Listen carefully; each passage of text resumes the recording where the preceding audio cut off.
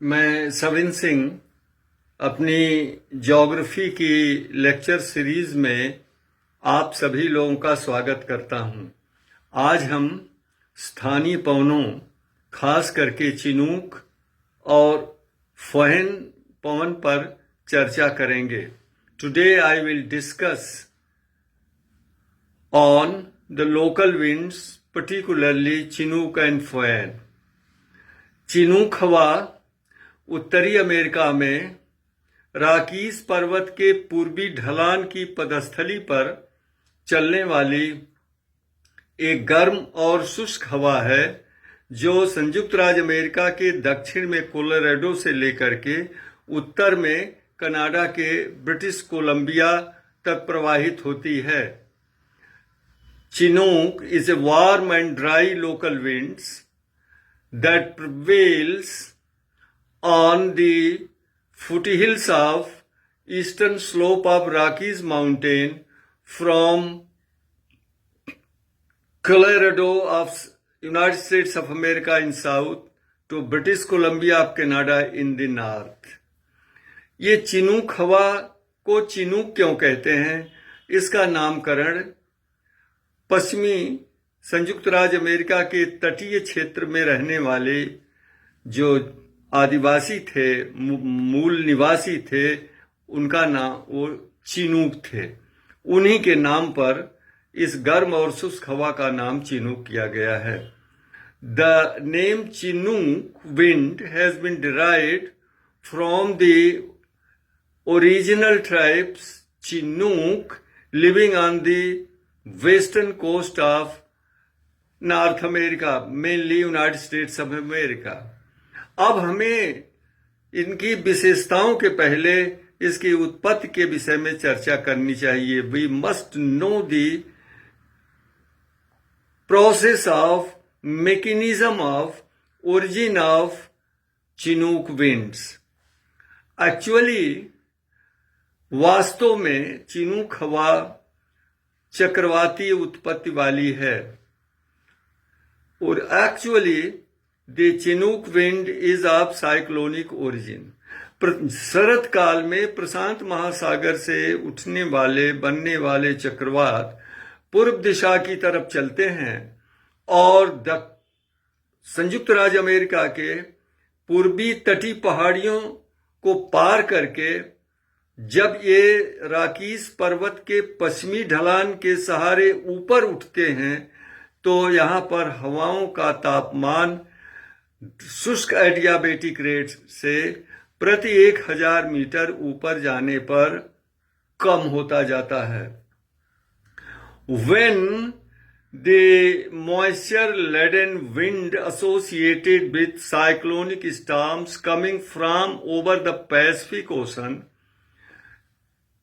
cross over the coast ranges and strikes the western slope of Rocky Mountains, the winds are forced to ascend and therefore the winds cool down, temperature drops at the rate of 10 degrees centigrade per 1000 meter according to adiabatic rate। इस तरह से ये चक्रवाती हवाएं राकीस के पश्चिमी ढलान पर पर्याप्त वर्षा करती हैं, लेकिन जब ये राकीस को पार करके पूर्वी ढलान के सहारे नीचे उतरती हैं तो पुनः शुष्क एडियाबेटिक रेट से इनके तापमान में 1000 मीटर नीचे जाने पर 10 डिग्री सेंटीग्रेड की दर से वृद्धि हो जाती है। These cyclonic storms yield precipitation on the western slope of the Rocky Mountains, but whenever the winds cross over the Rockies Mountain and descend along the eastern slope, the temperature rises at the rate of 10 degrees centigrade per 1000 meter according to diadiabatic rate। अब जब राकीस पर्वत के पदस्थली के पास नीचे उतरती हैं उस समय वहां शरद काल का तापमान -10 से -20 डिग्री सेंटीग्रेड होता है, लेकिन इन हवाओं का तापमान 10 से 20 डिग्री सेंटीग्रेड होता है। जैसे ही ये हवाएं वहां पहुंचती हैं अचानक तापमान जो है 20 से 40 डिग्री सेंटीग्रेड हो जाता है।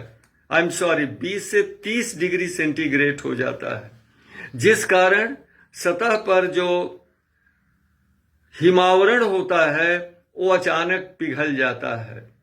Normally the average temperature during winter season on the ground surface at the foothills of the eastern Rocky Mountain slopes is -10 to -20 degree centigrade.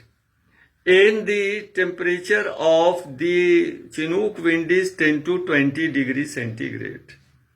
So the moment these winds reach the ground surface along the eastern slope of the Rockies mountain, temperature suddenly rise 20 to 30 degree centigrade. And therefore, the snow, the ice melts it as if by magic. जैसे लगता है जादुई असर होता है और ये him पिघल जाती है। इसलिए चिनूक हवाओं को यहाँ स्नो ईटर कहते हैं। This is why the chinooks are called snow eater in North America. इस पर प्रतियोगी परीक्षाओं में प्रश्न पूछे जाते हैं। 4 ऑप्शंस दे दिए जाते हैं, पूछ लिया था इसमें कौन सी चिनूक हवा के लिए प्रयोग किया जाता है या कौन सी इसमें से हवा स्नो ईटर कही जाती है। ये चिनूक हवा का प्रभाव रॉकीज के पूर्व में ग्रेट प्लेन्स के पश्चिमी भाग और कनाडा में रॉकीज के पूर्वी ढलान के सहारे प्रेयरी के पश्चिमी भाग में इस चिनूक हवा का पर्याप्त प्रभाव होता है। The western part of Great Plains along the eastern slope of Rockies mountain and the western part of prairies of Canada in the eastern part of Rocky Mountain are greatly affected by this Chinook wind. इसके आने से, बर्फ के पिघल जाने से हरी हरी घासें जाड़े के दिनों में उगाती हैं, चरागाह आबाद हो जाते हैं और पशुचारण उद्योग को बहुत बढ़ावा मिलता है। Because of the arrival of Chinook wind during winter season and because of melting away the snow, the grasses come out on the ground surface, pastures are open, and that encourages the pastoral industry. ये तो इनका positive धनात्मक प्रभाव है, लेकिन इनका ऋणात्मक negative effect भी होता है। क्या कि जब तक धरातल के ऊपर हिमावरण होता है, नीचे मिट्टी की नमी बनी रहती है, लेकिन जैसे ही ये हिमावरण पिघल जाता है तो मिट्टी की नमी जो है वाष्पीकरण द्वारा शुष्क हो जाती है, जो स्प्रिंग सीजन में गेहूं की खेती के लिए नुकसानदेह होता है।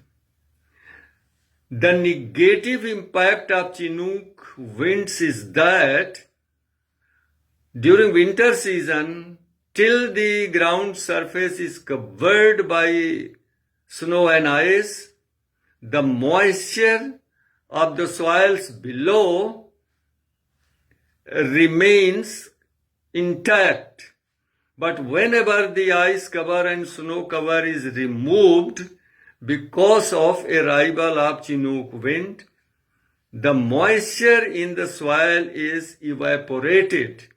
The soils become dry, and that is not beneficial to agricultural activity, particularly sowing of spring wheat. इसी तरह से की हवा यूरोप में स्विट्जरलैंड, दक्षिणी जर्मनी और ऑस्ट्रेलिया में प्रवाहित होती है, जबकि आर्द्र हवाएं रूम सागर के ऊपर से आती हुई आल्प्स पर्वत के दक्षिणी ढलान पर पर्याप्त वर्षा करती हैं, लेकिन उत्तर की तरफ आल्प्स को पार करके जब नीचे उतरती हैं तो गर्म और शुष्क हो जाती हैं। Similar wind to Chinook is called Föhn in Switzerland, southern Germany, and Austria. Here the humid air coming from over the Mediterranean Sea, blowing northward, when it strikes the southern slope of the Alps mountain, they'll rainfall. But when they cross over the Alps mountain and descend along the northern slope, they are warmed up according to dry adiabatic rate, and they become dry and warm. And such conditions are found in the valleys of Switzerland, southern Germany and Austria. जब ये हवाएं फॉयन wind Switzerland की घाटियों में पहुंचती हैं तो बर्फ पिघल जाती है और शरदकालीन मौसम सुहाना हो जाता है। होटल्स, रेस्तरां और पब खुले रहते हैं और चारों तरफ चहल पहल व्याप्त हो जाती है।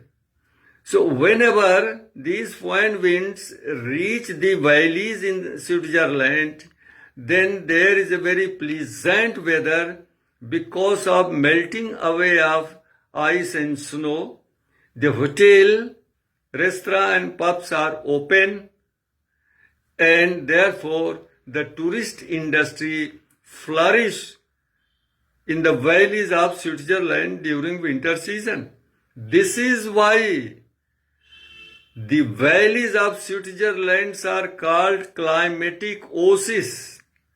यही कारण है कि स्विट्जरलैंड की घाटियों को जलवायु नखलिस्तान कहते हैं, क्लाइमेटिक ओसिस कहते हैं। ये इनका पॉजिटिव इम्पैक्ट है यहाँ पर स्विट्जरलैंड में, जिस कारण टूरिस्ट इंडस्ट्री जो है वह जाड़े के दिनों में भी खुली रहती है, आबाद रहती है। धन्यवाद।